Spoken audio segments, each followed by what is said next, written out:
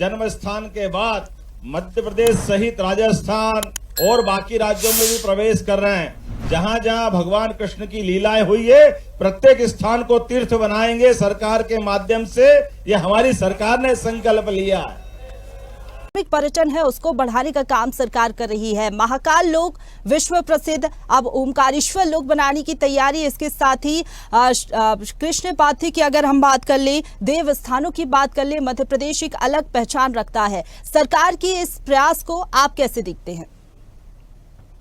देखिए, स्पष्ट है प्रशंसा जी, इसके अंदर मोहन जी की बहुत बड़ी मंशा है जिसका मैं स्वागत करता हूँ। वो मंशा ये है कि उसके अंदर हमारे सनातन का ये उद्भव काल जो है, जैसे कह रहा हूँ लगातार वैश्विक पटल के ऊपर विश्व के मीडिया के समक्ष कह रहा हूँ कि हिंदू रिनेसेंस पीरियड है, यानी कि हिंदुत्व का उदय काल है, जिसके अंदर मध्य प्रदेश अपनी महती भूमिका मोहन जी के नेतृत्व में निभा रही है। साथ में एक बात स्पष्ट हो रही है, अभी 1 घंटे पहले ही मैं तराना से लौट करके आया हूँ। वहां के जो मंदिर के अंदर महंत की जो चादर विधि थी उसको निभा करके, जिसके अंदर मुख्यमंत्री जी हम लोगों के साथ में थे, वहां पर उन्होंने जो घोषणा करी, मैं अचंभित था कि उनका जो संकल्प है सनातन को लेकर के वो तो अभिव्यक्त है। साथ में कुछ सलाहें भी हम देते आए लगातार, आज से नहीं, जब से वो विद्यार्थी काल के अंदर छात्र नेता थे, जब से लेकर के आज तक मैं नियमित रूप से उनके साथ में चर्चा में रहा हूँ और सलाह देता आया हूँ।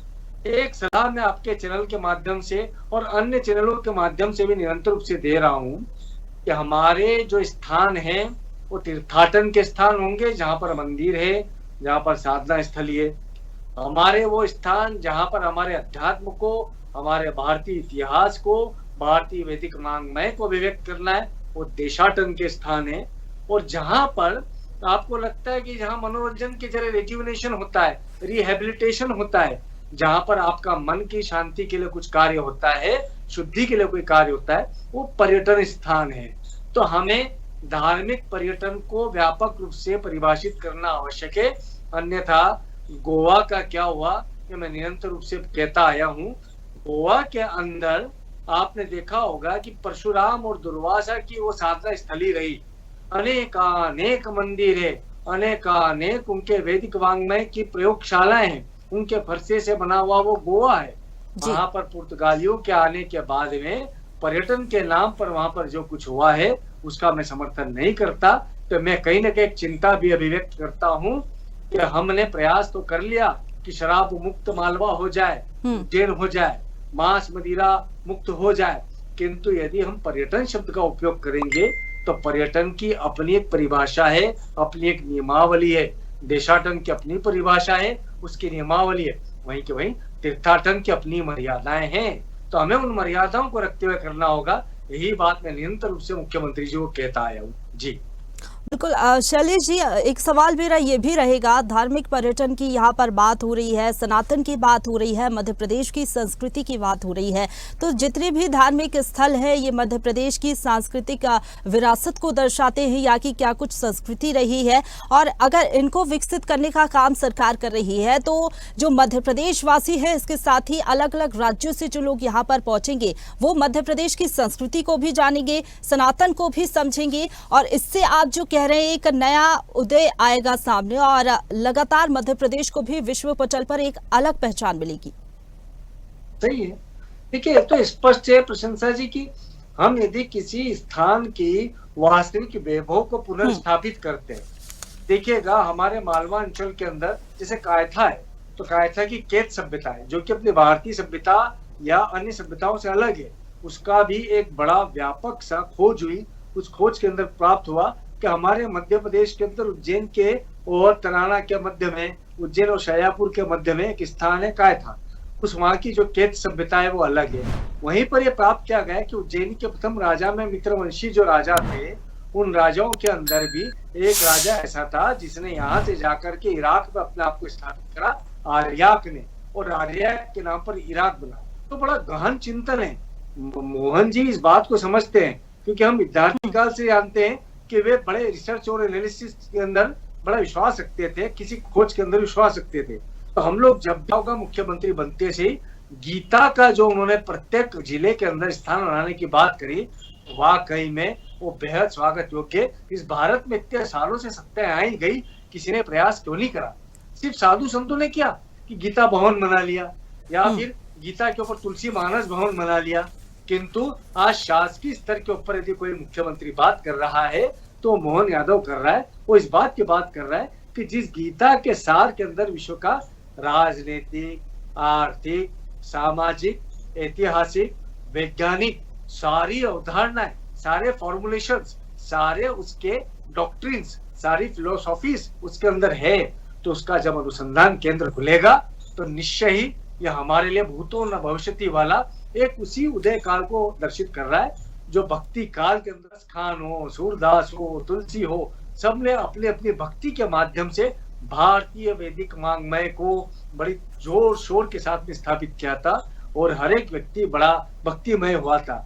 आज का यह आधुनिक काल है, इस आधुनिक काल के अंदर यदि ये चीजें लगातार होंगी तो स्पष्ट है कि विश्व का विज्ञान भी हमारे सामने नतमस्तक होगा, हमें प्रणाम करेगा कि हमारे यहाँ पे मल्टीवर्सेस की थ्योरी है। तो ये विश्व की शांति के लिए जो संदेश आने वाला है, यह मैं निश्चित रूप से अभिव्यक्त करता हूँ कि उज्जैन से जाने वाला है, मध्य प्रदेश से जाने वाला है। जी चलिए ठीक है, आपके पास मैं लौटूंगी। वंदना जी हमारे साथ बनी हुई हैं। वंदना जी बहुत स्वागत है, आवाज पहुंच पा रही है मेरी आप तक? पहुंच पा रही है जी। सकता है उसमें थोड़ी देरी हो भी सकती है, समय लग सकता है, क्योंकि देखिए जनता के लिए जो विकास कार्य है उनको सबसे ज्यादा प्रायोरिटाइज करके हम काम करते हैं और उसको प्रायोरिटी पर रखते हैं कि जन कल्याणकारी जनहितैषी योजनाएं जनता तक सही तरीके से समय समय पर पहुंचे। पर उसके साथ साथ हमें रेवेन्यू जनरेशन का भी काम करना, और रेवेन्यू जनरेशन का एक बहुत इम्पोर्टेंट जो हिस्सा है वो है रिलीजियस टूरिज्म या धार्मिक पर्यटन, आप इसे कह सकते हैं। देखिए मध्य प्रदेश में इतने सारे धार्मिक स्थल हैं, आप देखिए महाकाल लोक आज पूरे इंडिया का सबसे हॉटेस्ट टूरिस्ट डेस्टिनेशन बन, लेकिन आप देखिएगा अभी आने वाले समय में सिंहस्थ भी हमारे यहाँ होने वाला है और उसको लेकर भी मुख्यमंत्री जी अलग से कार्य कर रहे हैं। तो देखिए हम भारत में रहते हैं और भारत के लोगों का के धर्म के प्रति बहुत आस्था है। हम धार्मिक स्थलों पर दर्शन के लिए हम हमेशा जब भी कहीं जाते हैं ना, कहीं धर्म से हमारी जो आज समय में इसकी साथ ही साथ सनातन की बात कर रहे हैं, संस्कृति की बात कर रहे हैं, तो गीता भवन का जिस तरीके से आपने जिक्र किया, आज के युवाओं को भी पता चलेगा कि गीता में क्या चीजों का उल्लेख किया गया है। श्री कृष्ण की अगर हम बात कर ले, श्री राम की बात कर ले, तो जिनसे हमारी संस्कृति जानी जाती है उनके बारे में लोगों को पता चलेगा। सरकार की ये पहल आने वाले समय में किस तरीके से बदलाव लाएगी, और धार्मिक पर्यटन की तो हम तो निश्चय ही रूप से कि उनके अंदर मोरलिटी क्या होती है, वहीं पे गीता को रखते हैं तो साथ में आता है कि सामाजिक चरित्र क्या होना चाहिए। तो उन्होंने इस विषय को बड़ी गंभीरता से लिया और बड़े होने के बाद में आज जिस पदवी पर हुए हैं और उन्होंने जिस गंभीरता से उन विषयों को स्वीकार करके लागू करने की बात करी, तो निश्चय ही भारतीय सनातन का वैभव पूरे विश्व में स्थापित होगा। दूसरा विषय और बताता हूँ, बात करी कि जितने भी अब्राहमिक धर्म है वो रिलीजन है और हमारा भारतीय सनातन जो है वो धर्म है। तो धर्म और रिलीजन के मध्य का जो डिफरेंस है उसको जब उनको समझाया तो वहां के क्रिश्चियनों ने समझ लिया कि भाई Sanskrit is the mother of all languages. तो आप समझ सकते हैं कि हम आपका मनोबल कैसे बढ़ता है जब इस प्रकार का राजनेतृत्व आता है कि सकारात्मक चीजों को कैसे एग्जीक्यूट किया जाए, कैसे लागू किया जाए। अभी उज्जैनी के अंदर शराबबंदी की जब बात हुई थी उस समय प्रयागराज कुंभ चल रहा था। उन्होंने पूछा कि क्या उचित रहेगा, तो उसी समय पर मैंने बड़े हर्ष के साथ में बहुत सारे साधु संतों के मध्य में बोला कि देखिएगा पर्यटन से उज्जैन की आंतरिक सीमाओं को मुक्त रखिए, देशाटन से विश्वविद्यालय की सीमाओं को अभिलिप्त कर दीजिए और तीर्थाटन से आप मध्य का केंद्र रखिए। तो आप समझ गए होंगे देशाटन, पर्यटन, तीर्थाटन, ये तीनों विषय को मैं निरंतर रूप से कोई सा भी राजनेता हो स्पष्ट करता आया हूँ।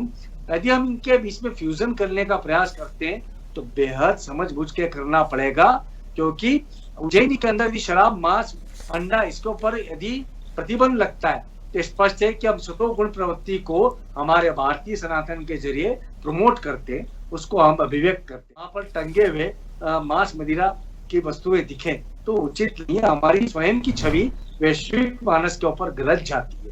तो हम विश्व के सामने कहते हैं एक तरफ बात करने की विगानिज्म की, वेजिटेरियनिज्म की, और वहीं पर हमारे धर्म स्थलों के ऊपर मांस मदिरा ये सब का विक्रय हो, ये उचित नहीं है। तो मोहन जी को पुनः प्रणाम, पुनः साधुवाद कि उन्होंने उस बात को मात्र एक वाक्य के अंदर समझ लिया और स्वतः ही सारी इस प्रकार की गतिविधियों के ऊपर प्रतिबंध लगाने की बात करी। जी प्रशंसा जी। चलिए ठीक है, वंदना जी।